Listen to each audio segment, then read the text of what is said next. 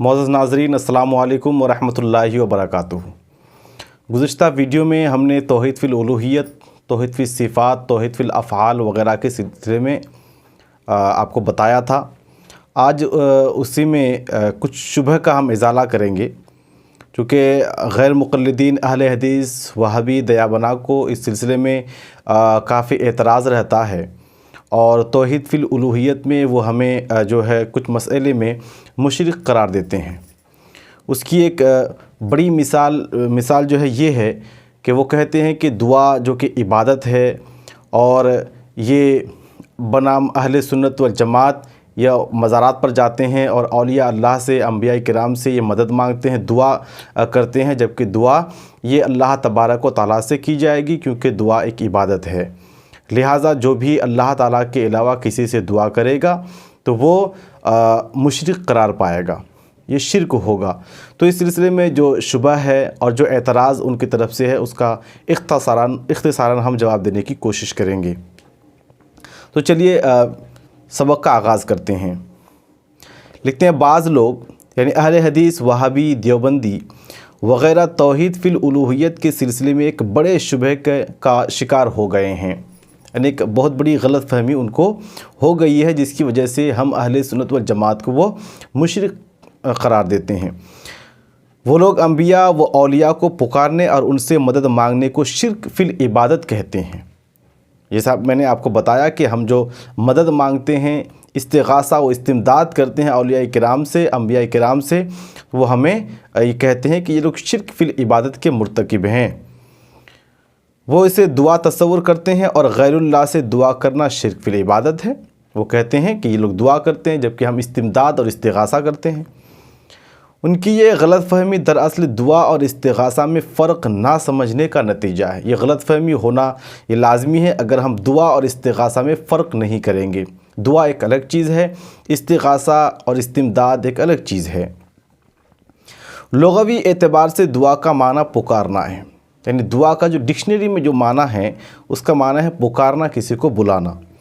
اگر بندہ کمال عجز و نیاز کے ساتھ اپنے رب کو مدد کے لیے پکارے تو شرعی معنی کے لحاظ سے یہ عبادت کہلاتی ہے۔ عجز و نیاز کا مطلب مکمل طور پر خشوع و خضوع کے ساتھ ہے نا، اور عاجزی کے ساتھ، نیاز مندی کے ساتھ اللہ تبارک و تعالیٰ کو مدد کے لیے پکارنا، یہ شرعی معنی کے لحاظ سے ایک عبادت ہے۔ تو اس طرح سے اگر کسی دوسرے سے کیا جائے اللہ کے علاوہ، تب ہم کہیں گے کہ یہ شرک ہے، کیونکہ اس طرح سے کمال عجز و انکساری کے ساتھ دعا کرنا، مدد طلب کرنا فقط اللہ ہی سے ہو سکتا ہے، اس کے علاوہ کسی اور سے ممکن نہیں ہے۔ اور اگر اللہ کے وہ بندے جو اللہ کی مدد اور اس کی رحمت کے وسیلے ہیں، اللہ کے کچھ بندے ایسے بھی ہیں جن کو وسیلہ بنا سکتے ہیں اللہ تبارک و تعالیٰ کی رحمت کو پانے کے لیے، ایسے کچھ جو بندے ہیں انہیں مدد کے لیے پکارا جائے تو یہ پکارنا شریعت کی نظر میں عبادت نہیں ہے۔ ٹھیک ہے، یہ شرعاً دعا نہیں بلکہ اسے استغاثہ و استمداد یعنی مدد طلب کرنا کہا جاتا ہے۔ جو اللہ تبارک و تعالیٰ کی رحمت کو پانے کے وسیلے ہیں، یعنی ان کے ذریعے ہم اللہ تعالیٰ کی رحمت کو پا سکتے ہیں، اللہ تبارک و تعالیٰ ان کی دعا کو قبول کرتا ہے۔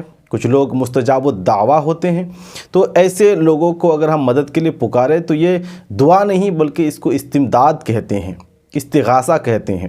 لہٰذا جو دعا اور استغاثہ اور استمداد میں فرق سمجھ لے گا، پھر وہ اولیاء انبیاء سے دعا کرنے کو شرک فی الالوہیت ہرگز قرار نہیں دے گا۔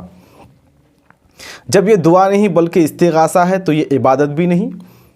اگر دعا ہوتی تو ہم کہتے کہ بھئی یہ عبادت ہے، تو دعا ہے ہی نہیں جو اولیاء اور انبیاء کرام سے کی جاتی ہے، یہ تو فقط استمداد و استغاثہ ہے، تو یہ عبادت بھی نہیں ہے۔ لہٰذا انبیاء و اولیاء سے مدد طلب کرنا اور انہیں مدد کے لیے پکارنا شرک فی العبادت نہیں ہے۔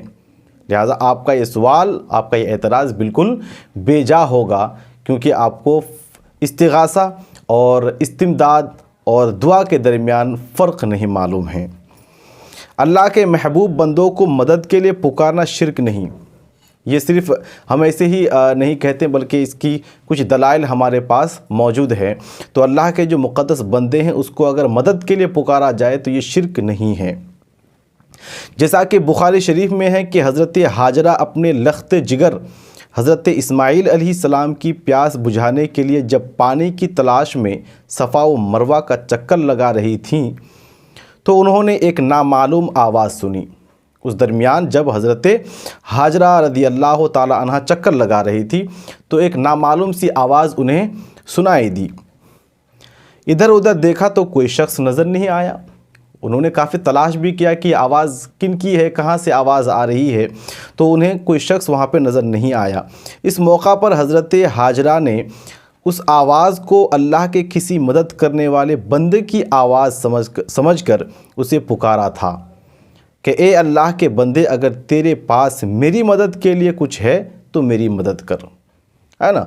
پھر حضرت جبرائیل نے وہاں پہنچ کر زمین پر ایڑی مار کر آب زمزم جاری کیا تھا۔ تو دیکھ رہے ہیں حضرت ہاجرہ رضی اللہ تعالی عنہا نے اللہ کے بندے کی آواز سن کر کے انہیں مدد کے لیے پکارا، اور حضرت جبرائیل علیہ السلام تشریف لائے اور اپنی ایڑی مار کر آب زمزم وہاں پہ جاری کیا۔ یہ بخاری شریف کی حدیث ہے حدیث نمبر 3356 ہے۔ تو اس سے پتہ چلتا ہے کہ اللہ کے علاوہ کسی ولی کو، فرشتے کو یا انبیاء کو پکارنا مدد کے لیے یہ دعا نہیں ہے بلکہ استغاثہ و استمداد ہے اور جائز ہے۔ ایک اور حدیث ہے، حضرت عبداللہ ابن مسعود رضی اللہ تعالی عنہ سے روایت ہے، انہوں نے فرمایا کہ رسول اللہ صلی اللہ تعالی علیہ وآلہ وسلم نے ارشاد فرمایا کہ جب تم میں سے کسی آدمی کی سواری جنگل میں گم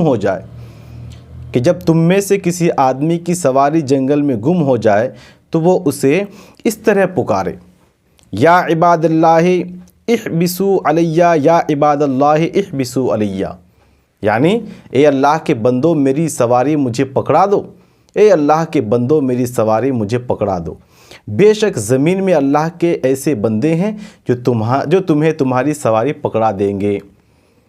المعجم الکبیر لطبرانی، یعنی ایک حدیث، یہ جو روایت میں نے ابھی آپ کے سامنے تلاوت کی ہے یہ المعجم الکبیر میں بھی ہے، مسند ابو یعلا میں بھی ہے، اور مجمع الزوائد کنز العمال وغیرہ میں یہ حدیث منقول ہیں۔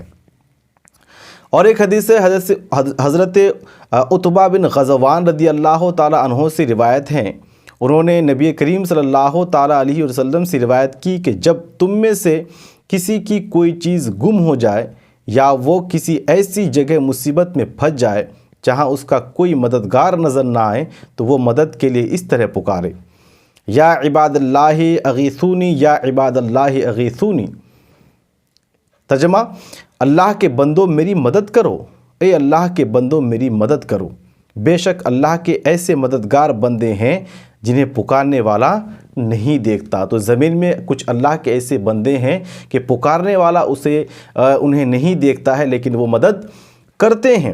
جس طرح سے پہلی والی روایت میں آپ نے جانا کہ حضور علیہ السلام فرماتے ہیں کہ بے شک زمین میں اللہ کے ایسے بندے ہیں جو تمہارے سواری تمہیں پکڑا دیں گے۔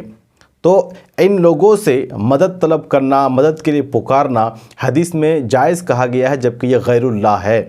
تو گویا یہاں پہ یہ بتانا مقصود ہے کہ یہ دعا نہیں ہے بلکہ استغاثہ و استمداد ہے۔ تو استغاثہ اور استمداد کے لیے پکارنا یہ شرک فی الالوہیت نہیں ہے، اور نہ ہی توحید فی الالوہیت کے منافی ہیں۔ لکھتے ہیں ان احادیث سے ثابت ہوا کہ اللہ کے محبوب بندے جو ہماری نگاہوں سے دور ہیں انہیں مدد کے لیے پکارنا جائز ہے، شرک یا بدعت نہیں، کیونکہ یہ استغاثہ ہے، دعا نہیں ہے۔ وہابیوں اور دیوبندیوں کا اسے دعا کہہ کر اہل سنت پر شرک کا الزام رکھنا بہت بڑا دھوکہ اور تلبیس کی بدترین مثال ہے اور نیری جہالت ہے۔ تو ناظرین، یہ ایک شبہ تھا اور ایک الزام تھا اہل سنت والجماعت پر کہ یہ توحید فی الالوہیت کے منافی کام کر رہے ہیں، یعنی شرک فی الالوہیت کر رہے ہیں، انبیاء، اولیاء کو جو ہے مدد کے لیے پکارتے ہیں، ان سے دعا کرتے ہیں، جبکہ دعا یہ عبادت ہے اور عبادت صرف اللہ تعالیٰ کی جاتی ہے، اور یہ لوگ انبیاء وغیرہ سے بھی دعا کرتے ہیں، تو گویا یہ شرک فی الالوہیت ہوئی۔ تو اس شبہ کا ہم نے ازالہ کیا اور اس اعتراض کا ہم نے مکمل دلائل کے ساتھ دفاع کیا۔